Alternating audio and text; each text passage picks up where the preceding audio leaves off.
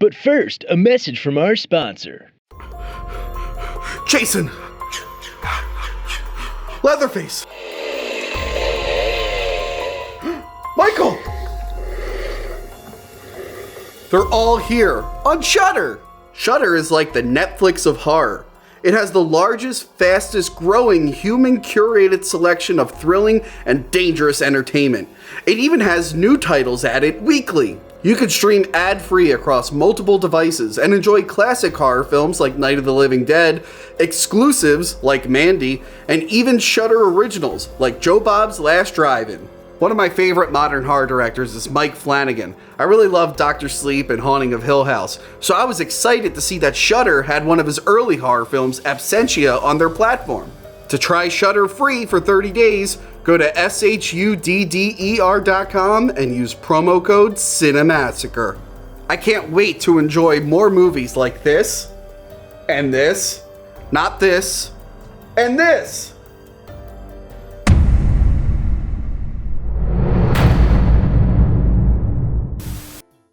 Hello? Is anybody there? Is anybody at the store? Where you guys at? Hello? Alright, I'll just call Tony. To say that we like something, we're going to use the phrase mi piace. Mi piace. Mi piace. Mi piace. Oh. Hello? Yeah, James, what's up? Rental reviews. You guys are still doing the show? Oh, crap. Yeah, give me like a couple hours and I'll be ready. I'll call you back. Bye. God. All right. Hey, Tony. How you doing? Hey, what's up, James? What's up, paisano? Oh, I see you got your Italian stallion training suit. I believe this is the first full Italian film we've done, so I'm dressed in the heritage of my people, which is Sylvester Stallone. I want to point out he wore this in Rocky IV, but it was an Adidas one. But he sells it on his store, and all he did was get rid of the Adidas logo and put the Rocky logo. Oh, really? Anyway, we're here to talk about Night Killer. Yeah. Now, wow, this movie's bad. This is It's so bad. And well, what would you expect? It is from the director of Troll 2, under a different name. His real name is Claudio Fragasso. And the second director for this movie, because it had two directors, is Bruno Mattei. Okay. Yeah. So, also this movie had an alternate title of Texas Chainsaw Massacre 3. Not exactly. I have it here.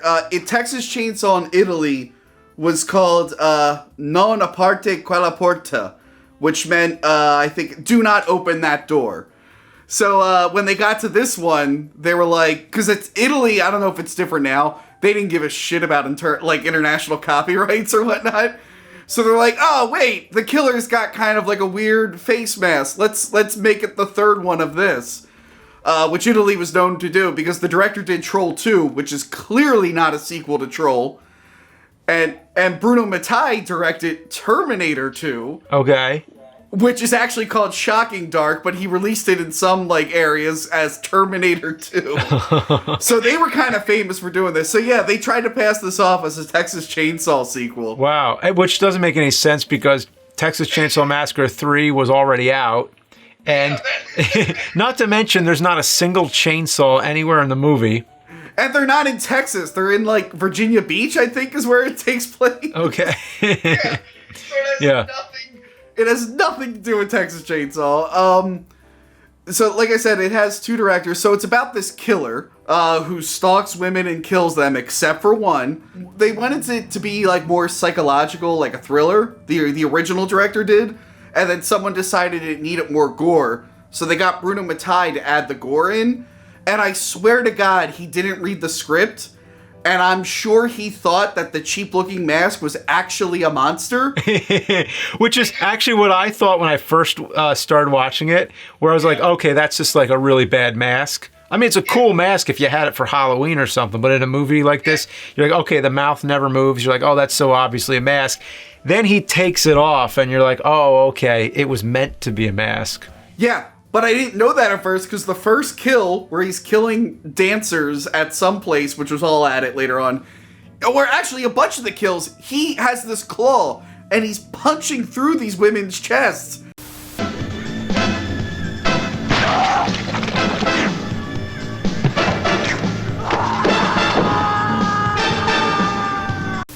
So at first I'm like, oh, this is a monster.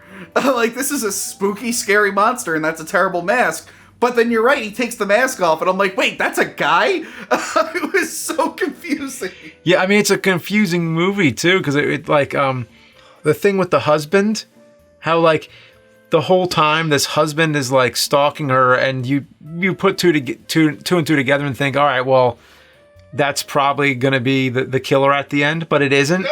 It's It's an even more horrifying twist. So the idea is, like, she sees the face of this killer, but she's so traumatized she can't remember the face. So the investigators all get together and hatch this elaborate plan. I mean, not to give away the ending, but it is a real shitty movie anyway. Oh, no, I'm going to spoil who the killer is in a second, but yeah.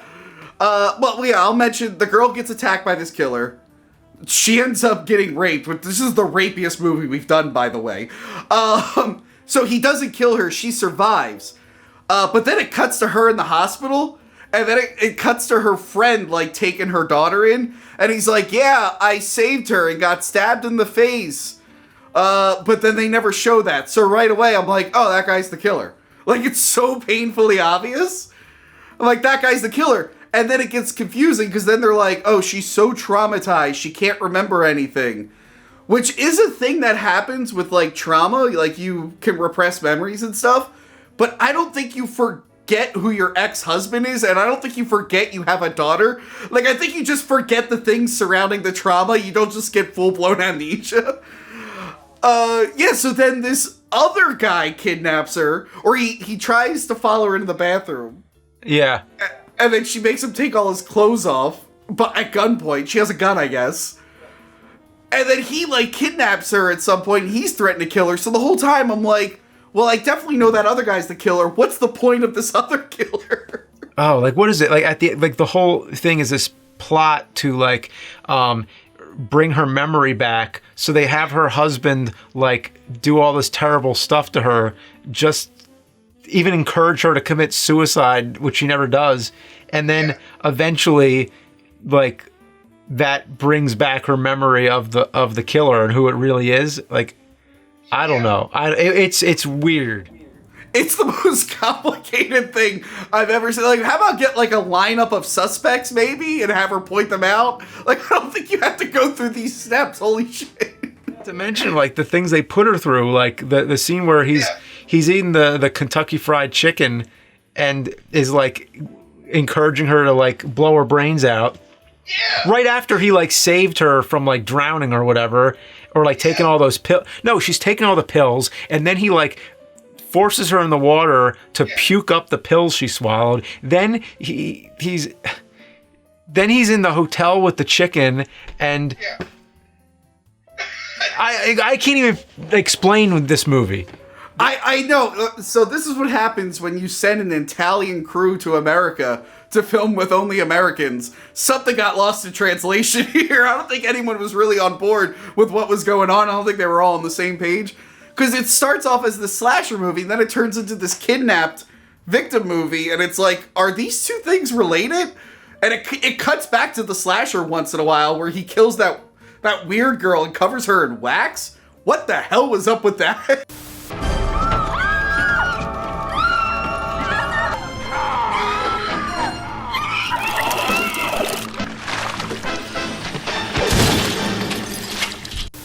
So yeah, the whole time I'm like, what is going on? And I feel like there's a lot of Italian movies that are like this. Like, I once watched a movie called Werewolf Woman. Mm-hmm. And that movie starts off like some woman thinks she's a werewolf or something. And then the middle of the movie is just a remake of I Spit on Your Grave. And then it circles back to being like a werewolf thing. It was this is how I felt with this movie. I'm like, where did the original movie go? I feel like I switched channels and Like, you ever do that? You ever just, like, switch channels to a movie that has the same actor and you think you're watching the same thing? Oh, okay, yeah. That's what this movie felt like. Oh, my God. And then there's that Dr. Loomis guy who is basically, it seems like they're trying to just imitate Dr. Loomis. Because he's got, like, the trench coat and everything. And, like, you know, I think, like, same facial hair, same accent. Like, it's kind of, like, going for the Dr. Loomis thing. Yeah, I mean, he's no Donald Pleasance, you know. No, he's not Donald Pleasance at all. I think they missed the point. They just have a really good actor like Donald Pleasance, and you have a great movie. But, you know.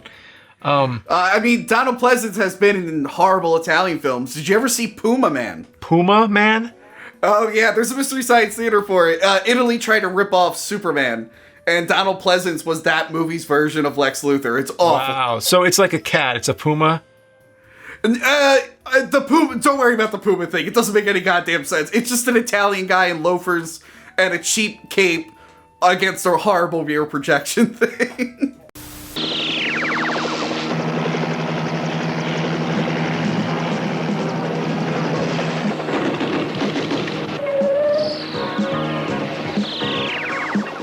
She meets the killer at the end. He reveals who he is. By the way, so he took in her daughter with his wife, and then there's this other weird subplot that only shows up for like a minute, where his wife has like gone crazy and she thinks the daughter is her daughter. What about me? What about our daughter? Our daughter? She's not our daughter. She's Melanie Beck's daughter, remember? You know what I think? You want to know what I think? Oh, don't start this again. I think the maniac should slit her throat from ear to ear. She's not worthy of our daughter, Clarissa. She's a tramp. The woman, she escapes her husband, who is the kidnapper, who you don't know yet, really. The killer tries to attack her again. He, like, reveals everything that happened, and it's fucking stupid. And then, again, at this point, I still don't know that the guy who kidnapped her was her husband. So when he bursts through the door at the end and shoots the bad guy, I sat there, I'm like, oh no, she was rescued by the other bad guy. Yeah, okay, yeah, I'm so confused. Yeah, I was, although it was funny she stabbed that guy in the dick. I thought that was hilarious. You don't really see many... Then he continues to like, act like nothing really happened. Yeah, that's how you know he's supernatural. He can punch through women's chests, and he can get stabbed in the dick and just keep on moving. And then the ending, when they're like, the family's in bed, I'm like, what is she still doing with the crazy guy? And then there's that, like, last minute, like, ending where the daughter gets this Christmas present from the killer, and there's the mask, the same mask is in it, and she puts it on and starts talking in the voice. And I will say the music in the ending there, like the music that they used, which in a lot of other parts of the movie, this like synth music sounds very stock and weird and out of place at times. But at the end, the last scene, the music finally starts to really work, and it's kind of disturbing the way they end the movie there. So I will say that's one thing I can say that worked for me.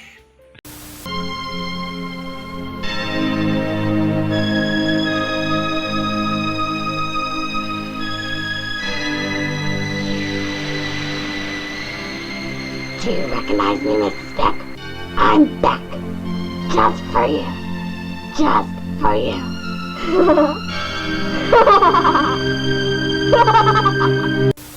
Yeah, the very ending where the little girl is a killer, you know, much like Halloween 4, which I'm sure they saw. Yeah.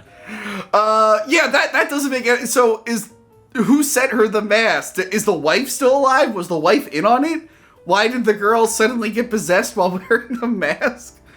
Oh, and he has multiple masks, as we learn. Because the one girl that he kills and covers in wax, he puts a duplicate mask on her and then makes out while also wearing his mask. I kept thinking, I'm like, what if you were like an Italian guy who really liked the first two Texas Chainsaws and you went to see this movie? Like, this must have been the most upsetting thing. Yeah. It's one of those movies with, you know, where the acting is consistently bad, but then you get to a point where you almost don't notice that it's bad anymore, where you're just like, okay, this is like a strange, distorted reality, where this is just the way people act in this world of this movie. And that's where it all comes together with the killer. It just does this like this really exaggerated, like villainous performance, like almost like a 60s Batman villain, but gone like more demented. Thanks to you, I'm going to be scarred for the rest of my life. Remember how it happened? Oh, the husband kidnapper guy, that actor, he's the original Doctor Strange from the TV movie from like the 70s. Oh, okay. I don't know who any other actor in this goddamn movie is. I knew who that guy was though. And he's like creepy as hell. That's why I couldn't believe he was the husband at the end. One movie that these same people, it was either Claudio or Bruno, I forget which one, they were going to release one of their movies on Blu-ray, but they couldn't clear it because it's Jaws 5, Cruel Jaws. Oh, okay. Which they use footage from Jaws 1 and 2. So they couldn't clear the Universal, so they had to cancel that Blu-ray. But somewhere out there you can watch Cruel Jaws, which in Italy was passed off as Jaws 5. Yeah, I know. I always say that. I'm always like, they only made 4 Jaws movies, and then everybody always says, oh, but there was a Jaws 5. I'm like, that doesn't count. I mean, it's not. It would be funny now if Spielberg just was like, hey, you know what? I'm making Jaws 5. Just make a Jaws 5 and just put all these other shark movies to shame.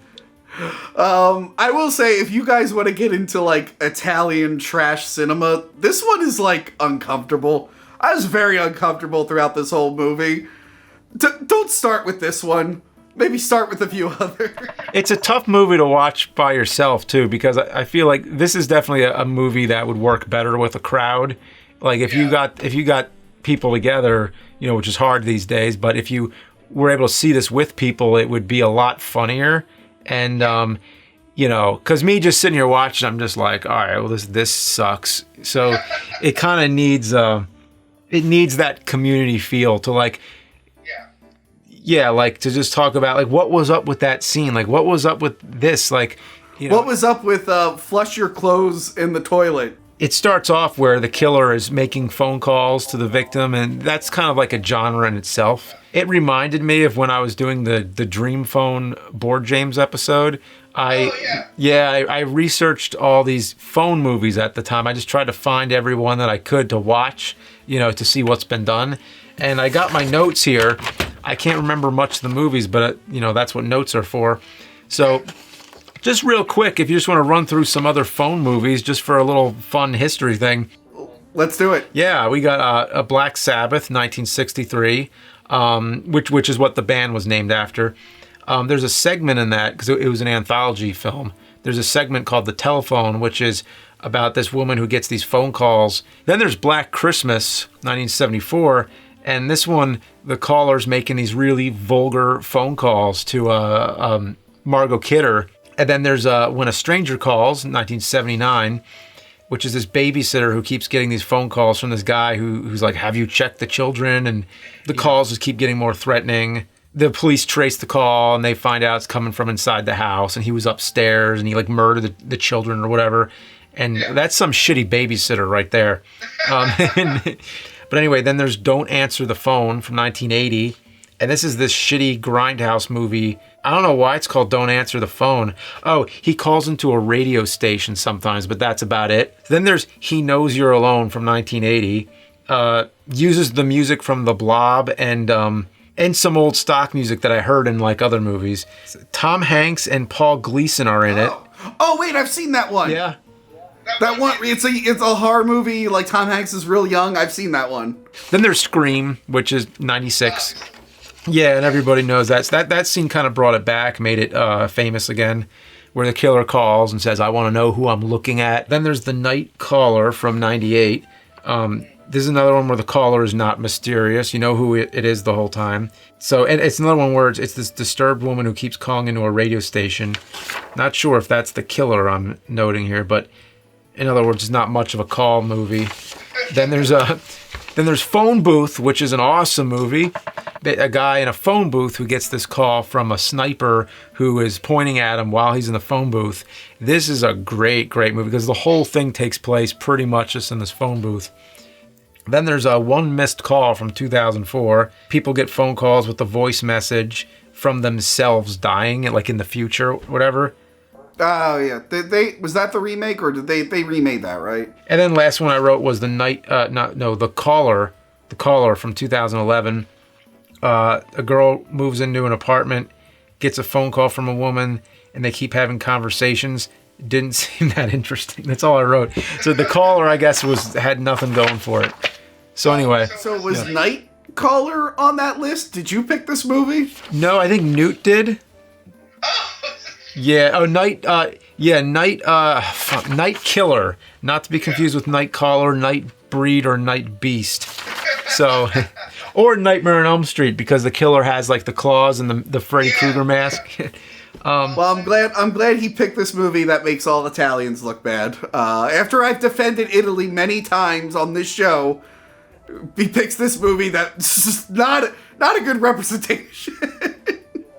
But we're probably going to return to these filmmakers in the future because they made a ton of stuff. I forget which one did which, but I think maybe Bruno Mattei, he like ripped off Predator with Red Brown. I forget what the name of that movie is. There's a lot to dive into. Yeah, there's also, speaking of him, I did a video that I'm not sure if it'll be out by the time this one is, but sometime soon there's a video I did about the movie that's in Troll 2. The movie Grunt. It's the one with the monkey that grabs the egg and then like rockets into the sky with a shower of sparks. So this is a movie where a lot of people drop dead in it, but next week we have Drop Dead Fred. Italian words you didn't know were already plural. We use a lot of Italian words. Hello? I heard what you said about my movie. How did you get this number? It doesn't matter. I'm gonna send Night Killer Blu-rays to everyone you love. Blu-ray? They put Night Killer on Blu-ray? Why? I'm gonna send one to your mother, and your father, and your sister, and your cousin. Okay, whatever. Hello? Hello? Are you still there? Hello?